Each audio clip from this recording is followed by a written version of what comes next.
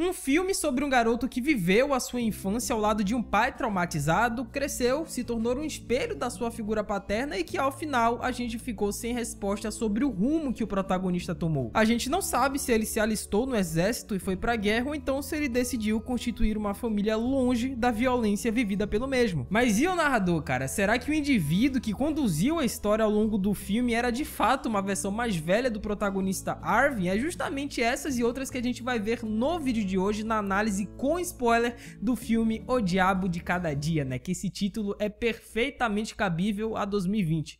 You're goddamn right.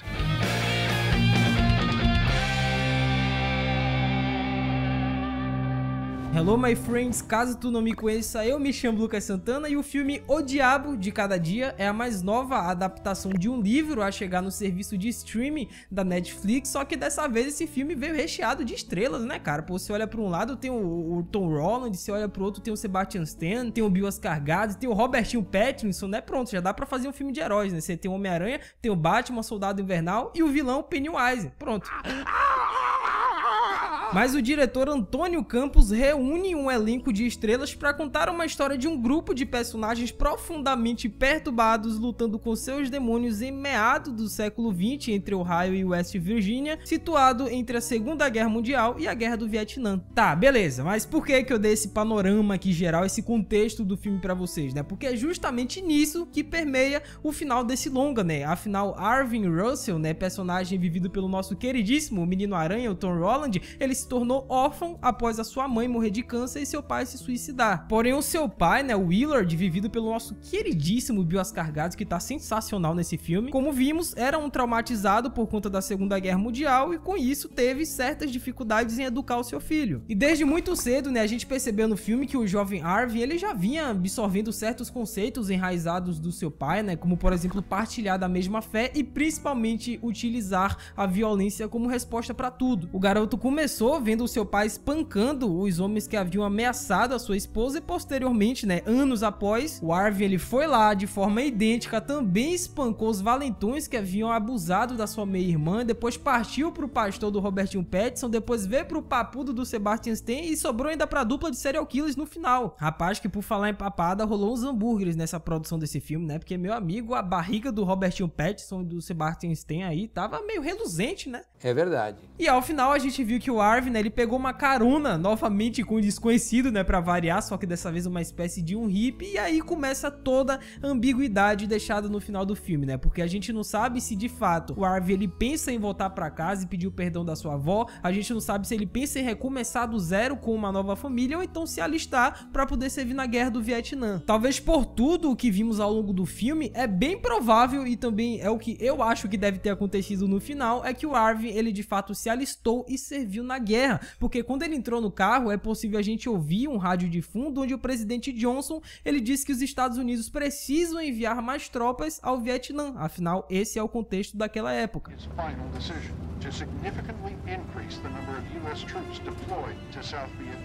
E se a gente for parar pra pensar, meus amigos, de fato isso faz muito sentido, porque a história do Arvin nesse filme começou só que com outra guerra, nesse caso a do seu pai, né, que ele retornou da Segunda Guerra Mundial completamente assombrado e traumatizado com os eventos que ele visualizou. E nós vimos que no decorrer do filme, né, que o histórico do Willard como soldado na guerra influenciou amplamente a maneira como ele criou Arvin, como ele o ensinou a resolver seus problemas com violência extrema e cruel. E a fala do presidente Johnson na rádio, né, dizendo que o país precisa de mais homens ao Vietnã e que os Estados Unidos não têm armas fortes para poder recuar, ecoa certeiramente na filosofia do Willard, né, de que quando uma pessoa age como agressor, o correto a se fazer é acabar de uma vez com isso. Pelo menos foi isso que ele disse pro seu filho.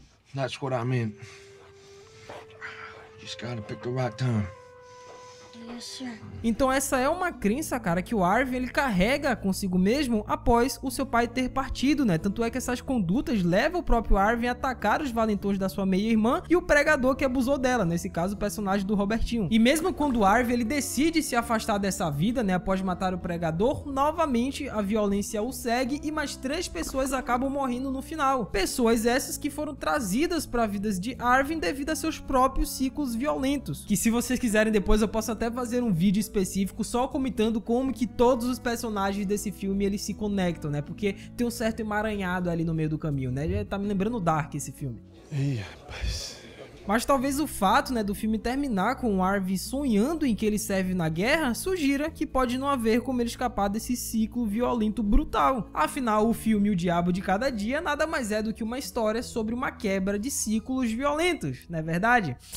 Não 100%, cara, porque no final do filme, o Harvey ele também deixou subentendido que ele poderia muito bem se afastar das raízes violentas e traumáticas do seu pai e tentar um novo recomeço feliz e contente com sorrisos nos dentes, né? Talvez com uma nova família, com as filhas. Porque quando o presidente ele fala na rádio, a gente viu que o Harvey ele dá um grande bocejo e começa a adormecer e sonhar com uma vida melhor, né? Talvez simbolizando que ele finalmente conseguiu abandonar essa filosofia violenta e que ela não sustenta mais poder sobre ele. Tanto é que o Antônio Campos, né, que é o diretor desse filme, ele chegou a comentar a respeito do próprio final do seu filme e ele disse que as coisas simplesmente têm um jeito de se resolver em Ohio, né? E mesmo que você não tenha um final feliz, ainda há potencial para um começo melhor. Que se vocês quiserem também depois eu posso fazer um vídeo comentando especificamente sobre a resposta que o próprio diretor deu pro final do seu próprio filme, porque vão por mim, tem muito mais coisa do que isso aqui, cara. Então, por mais que às vezes as pessoas elas possam vencer as adversidades e romper com os seus ciclos prejudiciais, ao meu ver não foi o caso do Harvey nesse filme, velho, porque tudo que a gente viu no decorrer do longa levaria a crer que o coitado seguiria a mesma corrente de violência herdada pelo seu pai, assim como eu espero que você herde o costume dos outros inscritos aqui no canal e deixe o like e se inscreva no canal também, né, pra acompanhar os próximos vídeos. Você não fez isso ainda?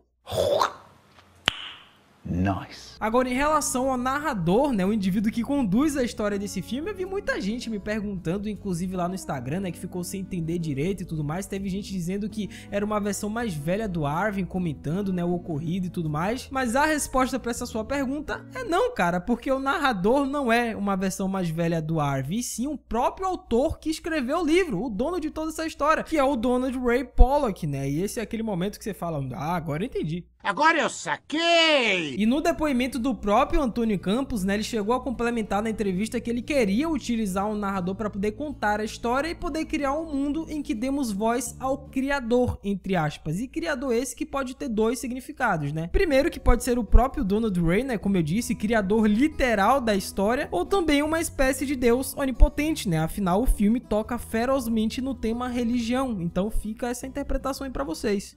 He didn't want to end up in a war like his father, but he was good at fighting, and maybe that's where he belonged. Mas e aí, gente, o que é que vocês acharam desse filme, principalmente desse final ambíguo, né? Vocês realmente acreditam que ele se alistou e serviu na guerra, ou então não? Ele deixou um pouco de lado essa violência do pai, recomeçou a vida do zero, família, filhos, o que é que vocês acham? Quero ver a opinião de vocês. Aí vocês estão vendo esse vídeo que tá aparecendo aqui em cima, cara, clica nele, que é um vídeo muito da hora que eu fiz aqui no canal sobre The Boys, exatamente a série da Amazon, vai aí que eu tenho certeza que você vai curtir, mas não se esqueça também da voadora no like nesse vídeo daqui, se inscreve aí embaixo no canal, ativa o sininho e me segue lá no Insta, @LucasMGeek, que é nóis, cara. Até a próxima, valeu, falou e fui!